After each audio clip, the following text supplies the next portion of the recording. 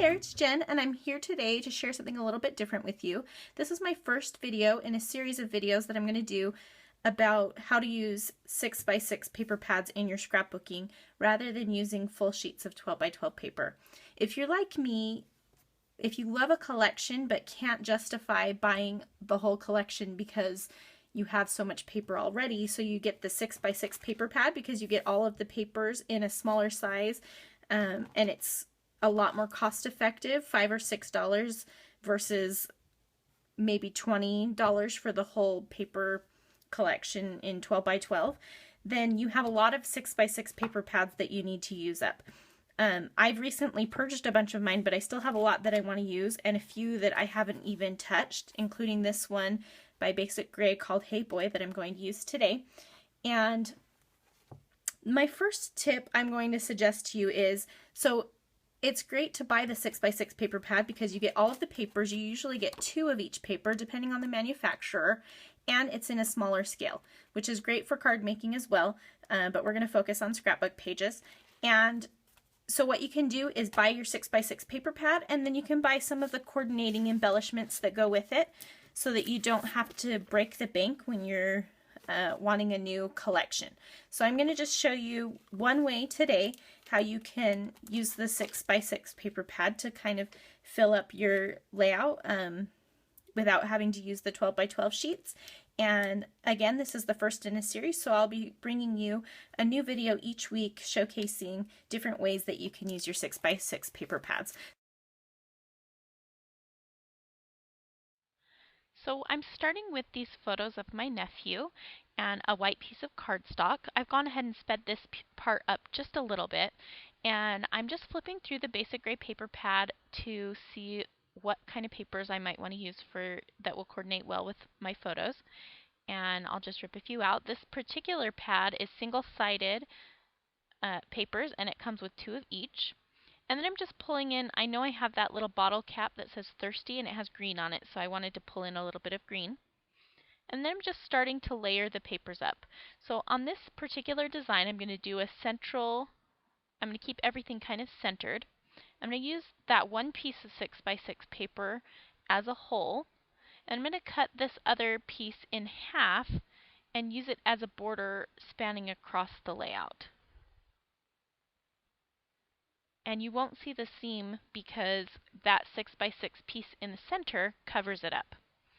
And then I'm cutting my green piece of paper to make, I often like to make borders with 12x12 or 12-inch long paper strips, and since I'm using a 6x6 pad, the way I'm compromising on that is just getting pieces of a paper and laying it across the top and bottom, and I'm going to make it look messy on purpose. So I'm not trying to line up the 2 edges with each other. I'm layering 3 different strips of the paper in varying heights so that you get that kind of messy look on purpose, and then I can still achieve the look that I'm going for because I love having that kind of top and bottom strip of paper. So you can still achieve that with the 6x6 pad even though you don't get that 12-inch span. And I'm just going to start layering them down. I changed my mind from green to the brown because I felt like it needed something heavier because there's a lot of dark in the photos. So I changed my mind with the green, but the green will come back in a minute here. So just purposefully laying those down so that they're not even and so that they overlap each other and things like that. Last one there. And then I'll get to work on the center part of my layout. And I'll start with that middle piece.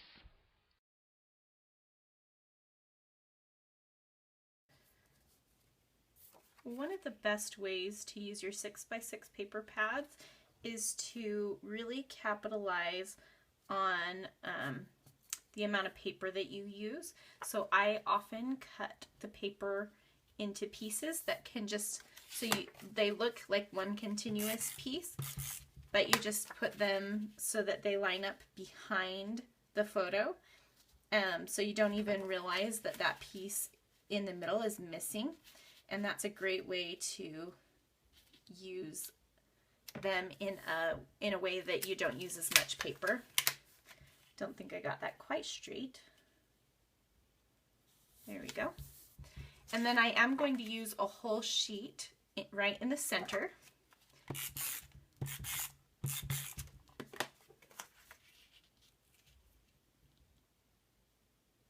And I'm just kind of eyeballing where that goes. And then I'm going to overlap my two, they're about 4x4 inch photos. You could replace these 4x4 inch photos with a 4x6 or even two 4x6, or you can do it vertical. This week I'm showing you how to do it with smaller photos. I will show you another week how to use your 4x6 photos and still be able to get some good use out of your 4x6 or your 6x6 inch pads. I'm going to overlap them slightly just for a bit since everything else is so straight. I'll just overlap them a little bit. I'm going to go ahead and commit to that.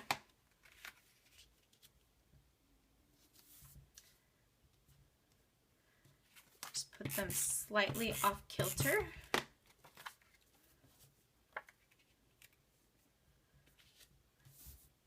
And now that I've got the center adhered, I'm going to go ahead and trim off the excess on the sides and on the bottom of these paper strips that I glued on before. I often put strips at the top and bottom of my layouts, and with 6x6 paper pads it gets tricky because you can definitely see the line across the center if you cut them in half and just lay them across the whole thing as if they're one piece. But if you purposely overlap them so that they're varying a little bit, then you can still get that look. There we go. Wasn't quite trimmed. You still get that look of the strip, but it's obvious that it's meant to be a little bit off. And it might help if that was right side up. Okay, so now I'm ready to start working on my title and embellishments. And I already know that I'm going to use this little die cut that says Thirsty, because how perfect is that with these photos? And I'm kind of thinking that I'm going to do, since this is a centered layout, we've got the piece across the center, and then this 6x6 piece is centered on the paper. So I'm going to go ahead and do everything kind of down the middle. And so I'll put my title up here and maybe some embellishments and journaling down here. So for my title, I am going to use these letter stickers. They're pretty old, by October Afternoon. And I think I'm going to make my title say Fun with Aunt Jen, maybe? No, let's do, you know what, I might have to switch up the letter stickers that I'm going to use. These will work great with some of the other papers in the collection, but not so much with the ones that I've chosen. So I will be right back with some different letter stickers. So I found these stickers that are called Index, and I think that these will match perfectly. And I have figured out the title that I want to use, which is going to be Sodalicious. Soda, it's a play on words, so the word soda and then licious. We have a little soda shop where I live called Sodalicious, so that's kind of where I got the idea. I'm just using some wax paper to help me with placement so that I don't have to commit until I know that it's going to fit. And I'm trying to decide if I want to put a little thing between, but I don't think I do. I think I'll just do the whole word without worrying about if it's a real word and if I need to hyphenate it. My wax paper isn't quite long enough, so I'm just going to grab another piece.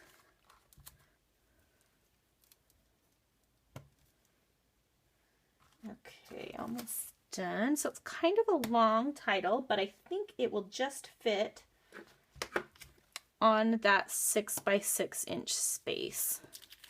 And I would like to overlap it slightly. I'm sorry if my head got in there. Yeah, I think I'll overlap it slightly with the paper so that it kind of is grounded and it's closer to the photos. Or I could put it so that it's overlapping the photos a little bit and resting completely onto the paper, but I think I like it better when it's up just a little bit. So, and then I can put maybe a little subtitle down here. So I'm going to go ahead and get that stuck down. Okay, so I remembered I had these letter stickers in my stash, and I can't remember if they are by Basic Gray or they might be from Studio Calico, but they match that wood grain perfectly, so I'm kind of guessing that they're from Basic Gray. And so I'm just going to put the words Good Stuff underneath Sodalicious, and I'm going to have to make a T because I want to use all capital letters, and I'm going to be short a T. So I'll just make one out of maybe an L, but I'll go ahead and get those letter stickers going. And again, I'm going to use my wax paper so that I can get placement before I commit, because I like for things to be just so and nestled in together just right. So I just want to make sure that I get it exactly how I want it before I commit to it.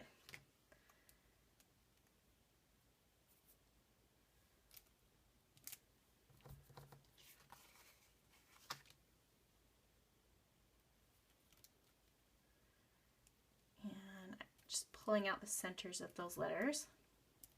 These aren't very sticky, so I may need to use a little extra adhesive when I glue these down for good. And I think that the word Good Stuff is going to fit perfectly in that space.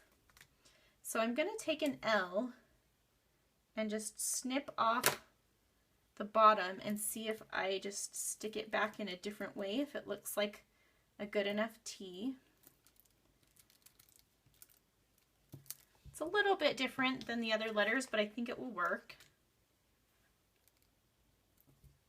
You gotta compromise to get what you want sometimes.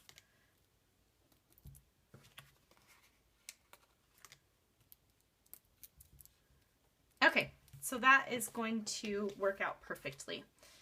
So I'll go ahead and get that stuck down. Okay, so I've gone ahead and pulled a few other embellishments that I think I want to use on this layout. And I'm going to, I found this sticker that's from the same collection that says My Name is Trouble. And I'm going to put it above this Sodalicious. Like I mentioned before, I want to kind of, since I've got everything centered, I want to keep my embellishments and things going down the center of the layout. And so that works and fits perfectly right there. And so to balance that, I'm going to go ahead and put this little note to self. I think I'm going to cut a little off of the top so it can slide under those photos a little bit more. Put that there with my thirsty, and then I'll balance that with a few stars.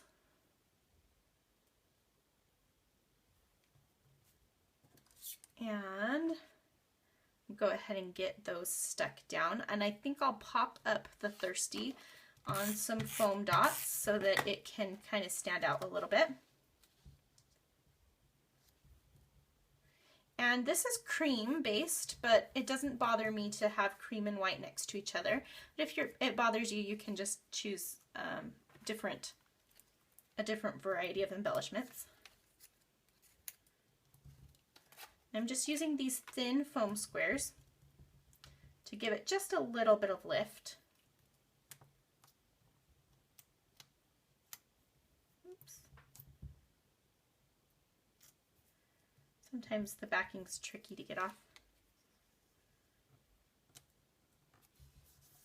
Okay, and then I like that the stars kind of, there's a star on that My Name is Trouble sticker, and so they kind of play off of that. I'm trying to decide if I want the lines to be straight or if I want them to be crooked, or how I want those. Just go ahead and get those stuck down as well, just using a little dot adhesive. And these are basic gray die cuts. I don't know if they came from the same collection because I have all my die cuts stored together. The other thing that I forgot to mention while I turned off the camera, I was thinking about putting this little bit of green here to kind of balance the green in these stripes. And so I had originally cut the green to be the top border, but I wanted something a little bit more visually heavy, so I went with the wood grain. But I'm going to go ahead and add that strip to the top of those. And I've just cut a strip of 6x6 paper in half, and that will fit across the layout. So another way that you can use up your 6x6 pads, you don't need a lot of paper because you can make it look like a lot without actually being a lot. And I just have backed everything on a white piece of cardstock. So you will obviously have to add in some cardstock, but most of us have that in our stash anyway. So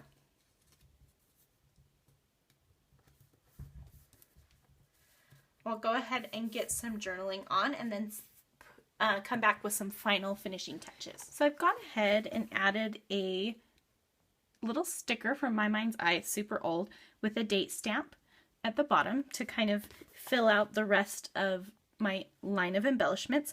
And then I went ahead and stitched on the top and bottom as well as across the good stuff. And I stitched on all of the wood grain pieces, and that kind of ties it all together.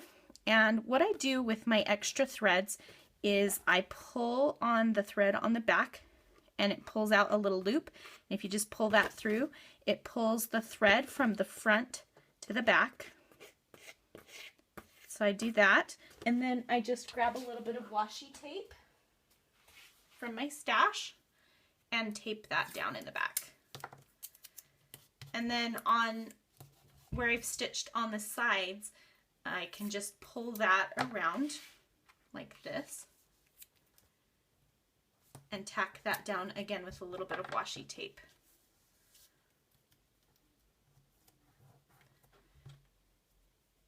I'll do the same thing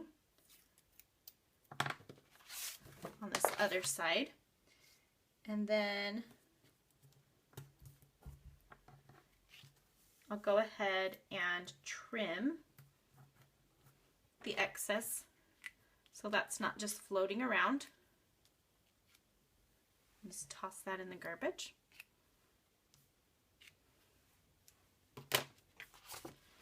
And then what I want to do, oh, that did not stick down. Sometimes with your thickers that are chipboard, they need a little extra help. So I've got my Scotch Quick Dry adhesive in this little fine line applicator that I got at Hobby Lobby. And I'll just glue that back in place. And I may go in after and glue them all down. So what I'm going to do, now that I've stitched that down, I kind of want to rough up the edges. I'm being careful because my nail polish kind of gets on the paper if I'm not careful. It will transfer. I'm just roughing it up a little so that that intentional different pieces of paper is more visible, I guess. So I'm especially pulling it up on the places where the papers overlap so that you can really tell. I'm just using my fingernail, and I usually just run it across the edge, and that gives me the look that I like.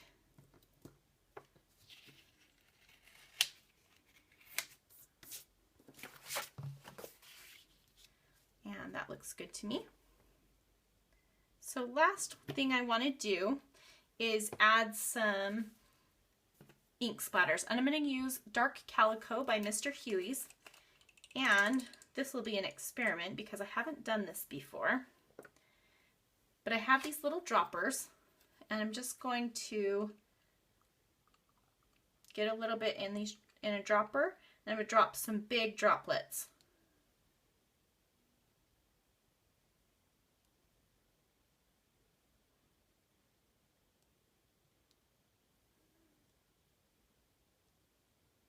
Just a few here and there. Looks a little uniform to me. What I'm going to do, squeeze out the excess. I'll put that aside, clean that off later. I'm going to just go ahead and take the end and just flick a few more small splatters here and there. And I'm going to call that done.